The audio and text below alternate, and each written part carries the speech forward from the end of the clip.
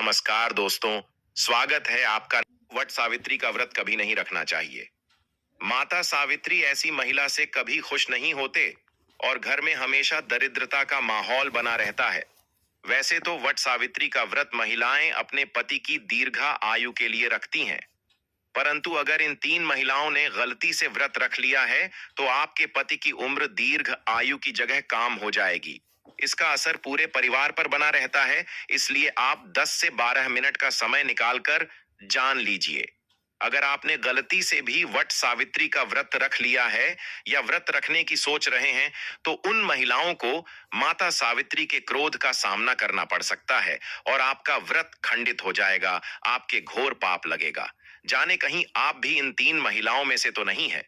नमस्कार भक्तों, स्वागत है आप सभी का आपके अपने प्रिय चैनल। इस वीडियो में बात करेंगे उन तीन महिलाओं के बारे में, तो भक्तों वीडियो के अंत तक बने रहना है, तभी हमें संपूर्ण जानकारी प्राप्त होगी। इससे पहले जान लेते हैं कि वट सावित्री इस महीने में किस तारीख को है। भक्तों, इस बार 2025 में वट सावित्री का व्रत सोमवार 26 मई को रखा जाएगा।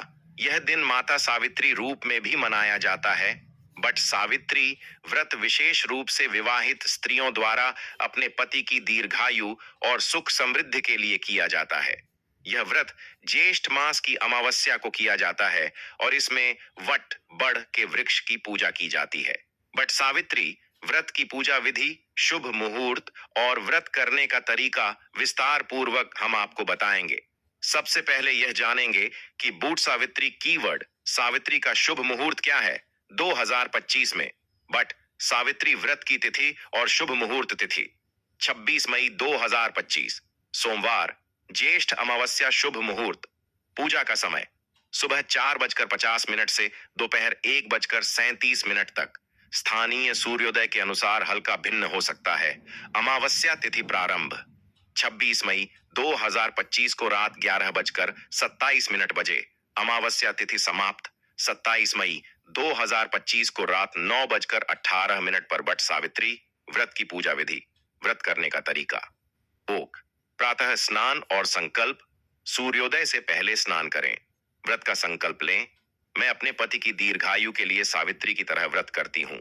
पूजन सामग्री: पीला वस्त्र, कलश, जल, मौली, कलावा, हल्दी, कुमकुम, अक्षत, फूल, धूप, दीपक, फल, मिठाई, कच्चा दूध, सूखा नारियल, 9 लड्डू, 7 प्रकार के अनाज, पंखा, हस्तपंखा, काले चने। 3. वट वृक्ष की पूजा। वट बड़ के वृक्ष के पास जाकर धागे से पेड़ को 7 या 108 बार परिक्रमा करते हुए बांधें। जल अर्पित करें। हल्दी, कुमकुम और चावल चढ़ाएं। दीपक जलाएं और प्रसाद अर्पित करें। वट सावित्री कथा का पाठ या श्रवण करें। सावित्री सत्यवान की कथा सुने या पढ़ें। सावित्री के तप और प्रेम की कथा सुननी आवश्यक है। यह कथा यमराज और सत्यवान से संबंधित है। 5. ब्राह्मणों या स्त्रियों को दान, वस्त्र, भोजन, पंखा, फल, अनाज आदि का दान करें। व्रत का समापन: दिन भर व्रत रखें। कुछ महिलाएं निर्जल व्रत रखती हैं। पूजा के बाद फलाहार या व्रत का पारण करें। इस अवधि में पूजा अर्चना करना शुभ फलदायी होता है। वट सावित्री के दिन किए गए पूर्ण कर्मों का फल कई गुना बढ़ जाता है। इस दिन गंगा स्नान, दान, व्रत आदि माता सावित्री और बरगद वृक्ष पूजा विशेष रूप से शुभ मानी जाती है। तो चलिए भक्तों, अब जान लेते हैं, लेकिन आप सबको हम इस वीडियो में है बताने वाले हैं पहले की ऐसी कौन सी महिलाएं हैं जिन्हें वट सावित्री व्रत नहीं रखना चाहिए। जो इस व्रत को न रखें तो अच्छा है, नहीं तो आपको माता सावित्री के क्रोध का सामना करना पड़ सकता है। मान्यताओं के अनुसार आज हम जिन महिलाओं के बारे में बात करने वाले हैं, उन्हें वट सावित्री के व्रत से हमेशा दूर ही रहना चाहिए, नहीं तो आपके साथ कुछ बुरा हो सकता है। आपके पति किसी संकट में आ सकते हैं। तो चलिए जानते हैं दोस्तों। नंबर 1, शास्त्रों के अनुसार अगर कोई महिला या पुरुष वट सावित्री के व्रत को दिखावे के तौर पर करते हैं तो यह अच्छा नहीं माना जाता है। शास्त्रों में इसे व्रत को करने वाले पाप के भागीदार कहे जाते हैं। ऐसा करने से आप देवी देवताओं का मजाक ही नहीं उड़ाते, बल्कि आप पाप के भागीदार भी बनते हैं। माता सावित्री ऐसी महिलाओं से कभी प्रसन्न नहीं होते, बल्कि आपको बर्बाद कर देते हैं। साथ ही माता सावित्री तभी प्रसन्न होती हैं जब आप सच्चे दिल से उन्हें पुकारे, पूजा पाठ शास्त्रों का पालन करें। दोस्तों, नंबर 2, तलाकशुदा महिलाएं। शास्त्रों के अनुसार जो महिला शादीशुदा या पुरुष तलाकशुदा है, ऐसे अगर पति पत्नी में अनुबान होती है तो वह लोग वट सावित्री का व्रत कभी ना रखें। ऐसा करने से माता सावित्री भी खुश नहीं होती है। आपकी जानकारी के लिए बता दें, शादी दो दिलों का बंधन है, जिसके बंधन में आजीवन रहना होता है। ना ही अलग अलग माता सावित्री टूटे हुए जोड़े को स्वीकार नहीं करते हैं। टूटे हुए जोड़े का व्रत रखना, पूजा पाठ करना शुभ नहीं माना जाता है, बल्कि माता सावित्री ऐसे लोगों से प्रसन्न नहीं होते हैं। सबसे ज्यादा अधिक प्रश्न ऐसे जोड़े से होते हैं जो साथ में पूजा पाठ करते हैं और बहुत ही शुभ वरदान देते हैं। ऐसे में माता सावित्री बहुत प्रसन्न होते हैं, इसलिए दोनों को मिलकर पूजा पाठ करना चाहिए, ना कि अलग अलग। दोस्तों, नंबर 3, चरित्रहीन महिलाओं को वट सावित्री का व्रत कभी नहीं रखना चाहिए। और यह बात उन चरित्रहीन पुरुषों पर भी लागू होती है जो जगह जगह मुंह मारते हैं और अपनी पत्नियों को दुखी करते हैं। साथ ही जो अपनी पत्नियों से झूठ बोलते हैं, अपनी पत्नियों को बेवकूफ बनाते हैं और उन्हें कभी सच नहीं बताते हैं। और साथ ही दोस्तों, जो लोग अपनी पत्नियों के साथ गलत व्यवहार करते हैं, वह मिल ही नहीं बल्कि पाप के भागीदार भी कहलाते हैं। इसलिए आपकी पूजा कभी सफल नहीं हो सकती। यह व्रत आप कभी ना रखें। ऐसा व्रत रखने वाला मनुष्य पाप का भागीदार बन जाता है। वह भगवान को प्रसन्न तो नहीं कर पाता, बल्कि भगवान के क्रोध का सामना करना पड़ता है। इसलिए ऐसी महिलाएं या पुरुष इस व्रत को ना ही रखें तो अच्छा है। दोस्तों, नंबर 4, अगर आपको बार बार गाली देने की आदत है तो आप जितनी जल्दी हो सके इन आदत को छोड़ दें। अगर आप सावित्री माता को प्रसन्न करना चाहते हैं तो घर में लड़ाई झगड़ा छोड़ दें, क्योंकि जिस घर में लड़ाई झगड़ा होता है उसे घर में माता सावित्री कभी वास नहीं करती, और ऐसे घर से माता लक्ष्मी हमेशा के लिए चली जाती है। और व्रत पूजा में पाठ में भी नहीं रहते, तो जुबान से अधिक मीठा बोले और ज्यादा से ज्यादा कड़वे बोल न बोले। इससे माता सरस्वती का अपमान होता है और आप पाप के भागीदार भी बन जाते हैं। दोस्तों, नंबर 5, अगर आपको कोई गहरी बीमारी है तो आप वट सावित्री के व्रत को न रखें। जैसे उदाहरण के तौर पर आप शुगर की बीमारी, दिल की बीमारी, हार्ट अटैक, शरीर में कमजोरी होना, चक्कर आना, बीपी का बढ़ जाना, शरीर में दर्द होना, तो आप ये व्रत कभी ना रखें, नहीं तो आपके साथ कुछ बुरा हो सकता है। इसलिए सावधान रहें। नंबर 1, सावित्री का व्रत एक पवित्र और धार्मिक उपवास है जिसे माता सावित्री उपासना के लिए रखा जाता है। यह व्रत पुरुषों और महिलाओं दोनों के लिए शुभ माना जाता है, लेकिन कुछ महिलाओं को यह व्रत रखने से परहेज करना चाहिए। इसके पीछे धार्मिक, चिकित्सीय और पारंपरिक कारण हो सकते हैं। इस लेख में हम विस्तार से समझेंगे कि किन महिलाओं को वट सावित्री का व्रत नहीं रखना चाहिए और इसके पीछे के कारण क्या हैं। नंबर 6, गर्भवती महिलाओं को वट सावित्री का व्रत नहीं रखना चाहिए, क्योंकि इस व्रत के दौरान भोजन और जल का अत्यधिक संयम किया जाता है, जिससे शरीर में ऊर्जा की कमी हो सकती है। गर्भावस्था के दौरान महिलाओं को उचित पोषण की आवश्यकता होती है और उपवास करने से कमजोरी, चक्कर आना या अन्य स्वास्थ्य समस्याएं हो सकती हैं। जैसे कि कई महिलाओं को व्रत के दौरान कुछ प्रॉब्लम होने लगती है। गर्भावस्था में व्रत से होने वाली समस्याएं शरीर में पोषण की कमी, कमजोरी और चक्कर आना, गर्भस्थ शिशु के विकास पर असर, एसिडिटी और अपच की समस्या, रक्तचाप में उतार चढ़ाव। यदि कोई गर्भवती महिला व्रत रखना चाहती है तो उसे डॉक्टर से सलाह लेनी चाहिए और हल्का फलाहार ग्रहण करना चाहिए। नंबर 7, स्तनपान कराने वाली माताएं, जो महिलाएं अपने शिशु को स्तनपान करा रही हैं, उन्हें वैशाख पूर्णिमा का व्रत नहीं रखना चाहिए, क्योंकि उनके शरीर को अतिरिक्त पोषण की आवश्यकता होती है। उपवास करने से दूध उत्पादन पर असर पड़ सकता है, जिससे शिशु को उचित पोषण नहीं मिल पाएगा। स्तनपान कराने वाली माताओं को व्रत से होने वाली समस्याएं शरीर में पानी की कमी, दूध उत्पादन में कमी, थकान और कमजोरी, चिड़चिड़ापन और तनाव। यदि कोई स्तनपान कराने वाली महिला व्रत रखना चाहती है तो उसे फल, दूध और अन्य पौष्टिक आहार लेकर उपवास करना चाहिए। नंबर 8, गंभीर बीमारी से ग्रस्त महिलाएं, जो महिलाएं किसी गंभीर बीमारी से पीड़ित हैं, जैसे कि डायबिटीज, हृदय रोग, उच्च या निम्न रक्तचाप, किडनी संबंधी समस्या, उन्हें व्रत नहीं रखना चाहिए। इस व्रत में दिन भर उपवास करने से उनकी बीमारी बढ़ सकती है। गंभीर बीमारियों में व्रत रखने के दुष्प्रभाव: ब्लड शुगर लेवल में असंतुलन, कमजोरी और चक्कर आना, दवा का सही असर न होना, हृदय संबंधी समस्या बढ़ना। अगर कोई महिला बीमार होते हुए भी व्रत रखना चाहती है तो उसे डॉक्टर की सलाह अवश्य लेनी चाहिए।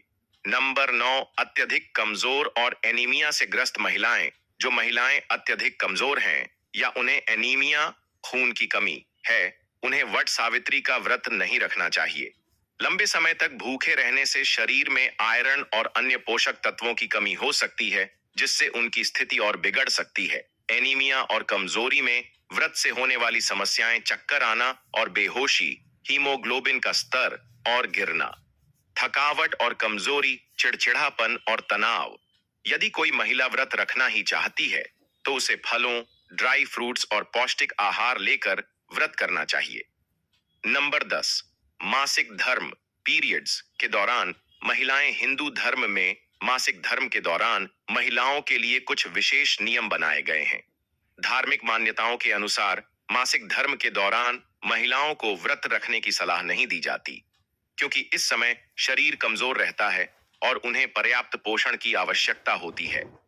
मासिक धर्म में व्रत से होने वाली समस्याएं: कमजोरी और थकावट, रक्त की कमी और चक्कर आना, सिर दर्द और पेट दर्द, हार्मोनल असंतुलन।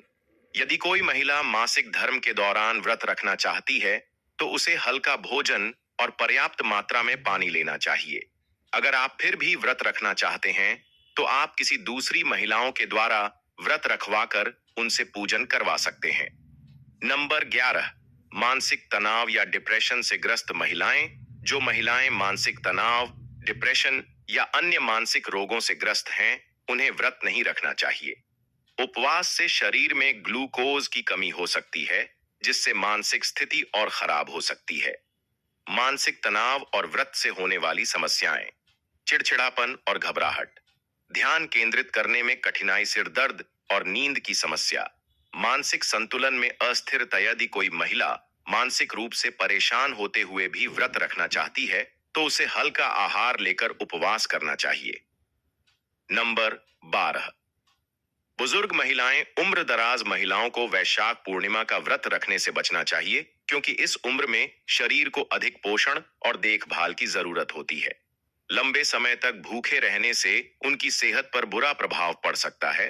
बुजुर्ग महिलाओं को वट सावित्री का व्रत नहीं रखना चाहिए। बुजुर्ग महिलाओं के लिए व्रत के दुष्प्रभाव: जोड़ों का दर्द बढ़ना, थकान और चक्कर आना, पाचन तंत्र कमजोर होना, ब्लड प्रेशर में उतार चढ़ाव। यदि बुजुर्ग महिलाएं व्रत रखना चाहती हैं तो उन्हें फल, दूध और हल्का आहार लेकर उपवास करना चाहिए। वट सावित्री का व्रत एक धार्मिक अनुष्ठान है, लेकिन इसे रखने से पहले अपनी सेहत का ध्यान रखना जरूरी है। गर्भवती महिलाएं, स्तनपान कराने वाली माताएं, गंभीर बीमारियों से पीड़ित महिलाएं, मासिक धर्म के दौरान महिलाएं, अत्यधिक श्रम करने वाली महिलाएं और बुजुर्ग महिलाओं को व्रत से बचना चाहिए। यदि कोई महिला व्रत रखना चाहती है तो उसे हल्का आहार और तरल पदार्थ लेकर व्रत करना चाहिए, ताकि उसकी सेहत पर कोई नकारात्मक प्रभाव न पड़े।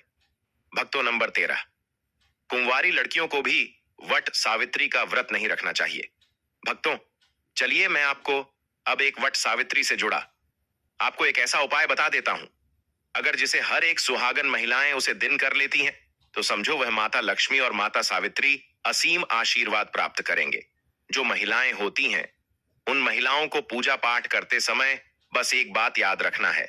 आपको क्या करना है, जब भी आप पूजा पाठ करने जाएं तो आपको आपका पूरा श्रृंगार, अन्य जो औरतों का 16 श्रृंगार होता है, और हो सके तो भक्तों आप जैसे 16 श्रृंगार कर रहे हैं तो उसमें जो आपका सिंदूर होता है, हो सके तो आप उसे दिन अपना शादी वाला सिंदूर ही उसे करें और उसके बाद अपनी मांग को भरें। आपको क्या करना है कि आपका जो शादी वाला सिंदूर होता है, जो नॉर्मल सिंदूर होता है, उसमें आपको इसका थोड़ा सा हिस्सा मिला लेना है।